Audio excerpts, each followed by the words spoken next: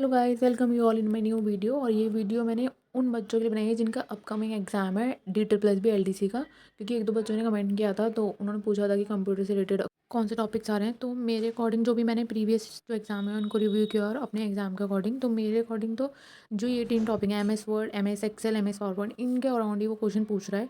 जो भी डीप आ रहा है, मतलब लेंथी क्वेश्चन आ रहे हैं, वो इनसे ही आ रहे हैं। जैसे मैं आपको एक एग्जांपल दे रही हूँ कि उन्होंने मेरे क्वेश्चन में, मेरे पेपर में एक क्वेश्चन था कि जो सेव करते हैं ना, तो उसके लिए क्या स्टेप होते हैं पावर पॉइंट में। तो वो 3 स्टेप दे रखे थे, कौन सा नहीं होता, मतलब 3 तरीके से कर सकते हैं हम। चौथा है, बताओ आप कौन सा नहीं हो सकता। तो जो बच्चे यूज़ टू हैं, मतलब जो बच्चे अपनी डेली लाइफ में यूज़ करते हैं कंप्यूटर को, तो उनके लिए तो बहुत ईजी है, उन्हें तो बस ऊपर ऊपर से पढ़ना है चीज़ों को।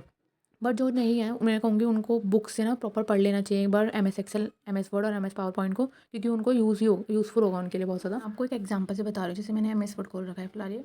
तो इसमें जैसे टेबल्स कहाँ से आप इंसर्ट करोगे पेज पे, या फिर आप फ़ॉन्ट साइज़ कहाँ से चेंज करोगे, या फिर लेआउट कितने तरीके का होता है, तो इस तरीके के क्वेश्चन पूछेगा। तो आप ये रिबन वाला जो सेक्शन होता है ना, इसको अच्छे से याद कर लीजिए। मैं तो कहूँगी, क्योंकि जो बच्चे यूज़ टू नहीं होते ना, डेली लाइफ में यूज़ नहीं करते, उनको तो बिल्कुल याद नहीं होता, उन्हें ज़्यादा टाइम लगता है। एक दिन लगा के आप इन्हें अच्छे से याद कर लीजिए।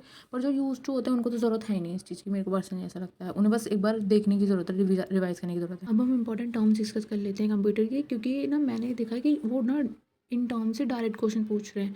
तो मैंने तो बहुत कम लिखे हैं, पर आप भी अपनी बुक्स पढ़ते होंगे, जिस भी कंप्यूटर की बुक्स है उसमें आपने लगाए होंगे निशान, तो वो इंपॉर्टेंट टर्म्स पढ़ लीजिए, क्योंकि डायरेक्ट क्वेश्चन पूछ रहे हैं। जैसे मेरे में एक लाइन दे रखी थी, मुझे एक्जैक्टली वो लाइन याद नहीं है, पर वो होता है कि स्लीपिंग मोड कहते हैं इसे, रिबूट कहते हैं इसे, या फिर रीस्टार्ट कहते हैं। तो ऑप्शन तो आपको पता होगा, रिबूट, रीस्टार्ट, स्लीपिंग मोड क्या होता है, तभी तो आप उस पर लगा पाओगे।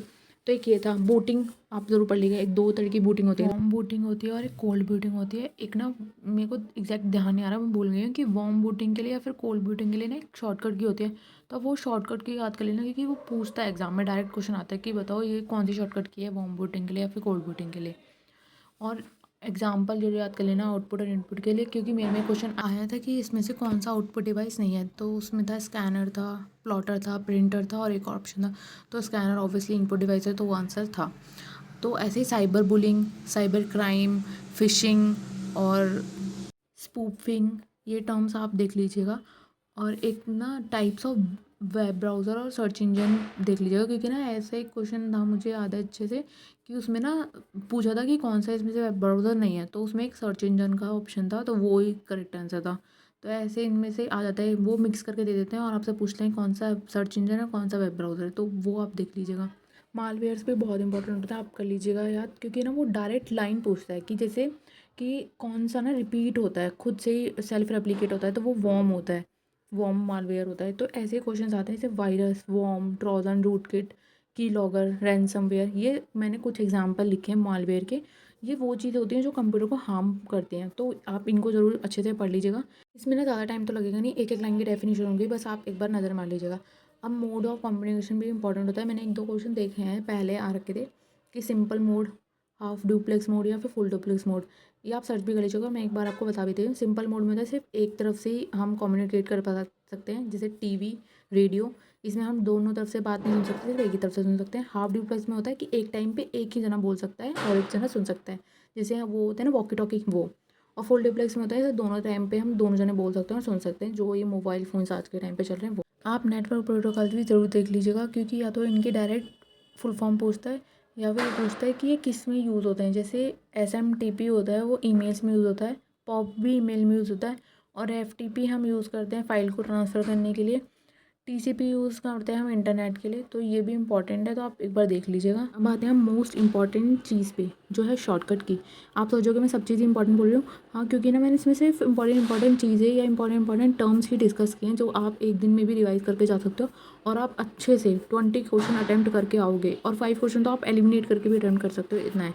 इसमें मैंने शॉर्टकट की इसलिए डिस्कस नहीं किया है सारी, क्योंकि आप किसी न किसी बुक से पढ़ रहे होगे, तो आप उनसे देख लीजिएगा, क्योंकि इतनी सारी शॉर्टकट की है, मैं तो डिस्कस कर नहीं सकती। पर आपको ओवरव्यू बता सकती हूँ, जैसे कि ना आप सिर्फ इम्पॉर्टेंट या फिर मेन शॉर्टकट की ही याद कीजिए। जैसे कि हम फॉर्मेट के लिए कौन सी शॉर्टकट की यूज़ करते हैं, या फिर कॉपी पेस्ट के लिए हम कौन सी शॉर्टकट की यूज़ कर सकते हैं, या फिर हम अंडरलाइन के लिए कौन सी शॉर्टकट यूज़ करते हैं। मतलब सिर्फ ऊपर से शॉर्टकट ही पूछ रहा, बहुत डीप शॉर्टकट ही नहीं पूछ रहा है। और अगर कोई ऐसा बच्चा मेरी वीडियो देखता है जिसका एग्ज़ाम हो चुका है, तो वो भी कमेंट बॉक्स में बता सकता है कि मैंने जो टॉपिक्स डिस्कस किए हैं वो वर्थ इट हैं या नहीं है, क्योंकि आगे वाले बच्चों के लिए हेल्पफुल हो जाएगा अगर आप बता देंगे तो। सो अगर आपको और भी कोई क्वेरी है तो आप मुझे कमेंट बॉक्स में बता दीजिएगा, मैं उस पर कोशिश करूँगी वीडियो बनाऊँ। Thank you for today, don't forget to like share and subscribe my channel.